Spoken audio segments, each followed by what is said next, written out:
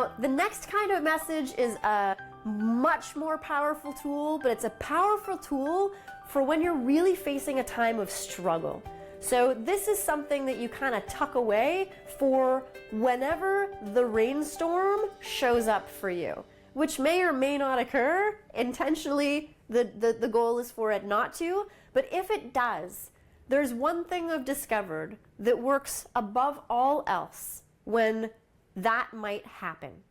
So I call these insurance cards, and I don't believe that anybody should ever live without insurance, that they have the ability to communicate with yourself when you're maybe not doing so good. This was discovered completely by chance. Years ago, I was going through an extremely challenging time. Every single thing that had been set up in my life was set up in my life by me with intention. I worked my butt off in order to accomplish all of it, and all of a sudden, when I finally allowed myself to hear what was going on, and had been going on for years, and I'd been ignoring it, right? The remind me later button, you want to deal with this now? No. Did it for years, which means that I ended up being in a completely terrible place. Needed to change everything that was going on in my life. And this was, surviving the end of a very long relationship. It was selling my home. It was looking at converting my career to something that I was passionate again about. Everything. And so I was in a complete state of despair. 100% committed to despair.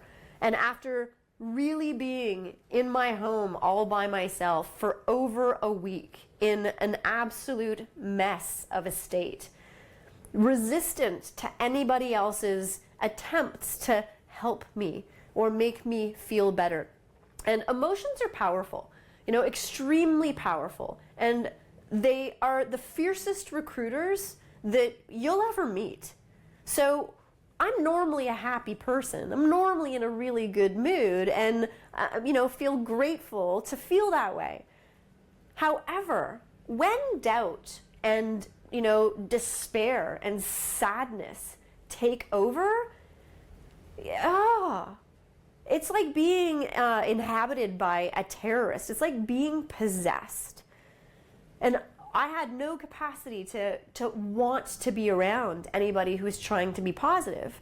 And so learning to think about emotions that way as well served me, and it will serve you. That when I'm that sad, sadness, this sadness guy, where's sadness? This guy, the combination of some of these guys, he doesn't exist unless I feel him. So he's going to fight for his life. He's going to do everything in his power in order to recruit every illogical idea or concept or piece of evidence that he can in order to continue to convince me that I have nothing else going on, that everything is in the state of despair. All of our emotions are equally as fierce. They're recruiters, because they do not exist unless we feel them. So they truly fight for their lives. That's why there's so much irrational thoughts that come up when you're in a fight with somebody. Anger or whatever emotion it is, they're recruiting stuff from 15 years ago that doesn't even make sense. But as long as they can just keep you angry, then there's anger. Anger's at the party. All of our emotions react the same way. So to get back to the story, I was extremely sad. Very, very, resistant to any other influence at that time. On a day that I was busying myself with mind-numbing things, feeling completely overwhelmed and stuck and incapable of doing anything in my world, I was cleaning through my wallet and I found this folded up piece of paper that had been in my wallet for as long as I can remember. And I didn't even really know what it was. And so I'm opening it up and thinking maybe it's, a receipt or whatever. And all of a sudden, I see a letter that I wrote to myself like 10 years previous. And it was right after I had accomplished something huge in my life. I had opened a business. We had opened other offices. We were succeeding. I had drastically changed my life. I was so proud of what I'd accomplished in that moment. And I wrote a letter to myself, a very short letter. And when I read this, the first reaction I had was to fold it up and to put it away and think, oh, whatever. Because the letter was telling me how proud I am of me and to never doubt myself again. And some other things. And when I read it, because of how I was feeling, I put it away and I didn't let it, I didn't know what I was talking about. It was wrong. The curious thing that happened was hours later, I went back to that letter and I opened it up again and I read it again. Because I knew that I meant that.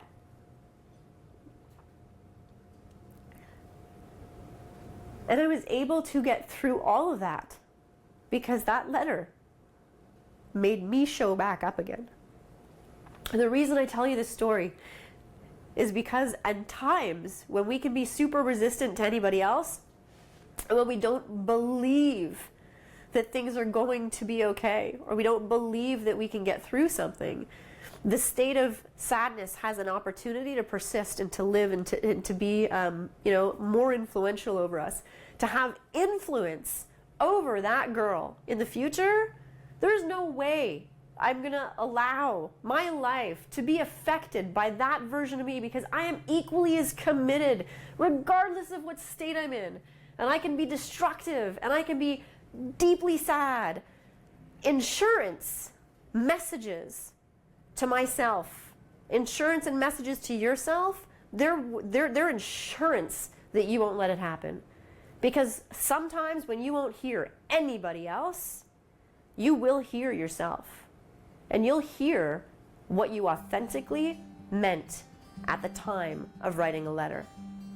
So I did not tell you that story to make anything sad. I wanted to tell you that story because of the truth of the story and the power that those messages have. So now, at any time when you're celebrating a small victory, when you're celebrating a huge victory, when you're experiencing, the best version of you, when you're you, when you've got it going, your swagger is on, take a minute and write a message to yourself. Don't let anybody else see it. This is not for anyone else on the planet ever to read. There is no judgment of what is said in this message. It's from you, it's to you.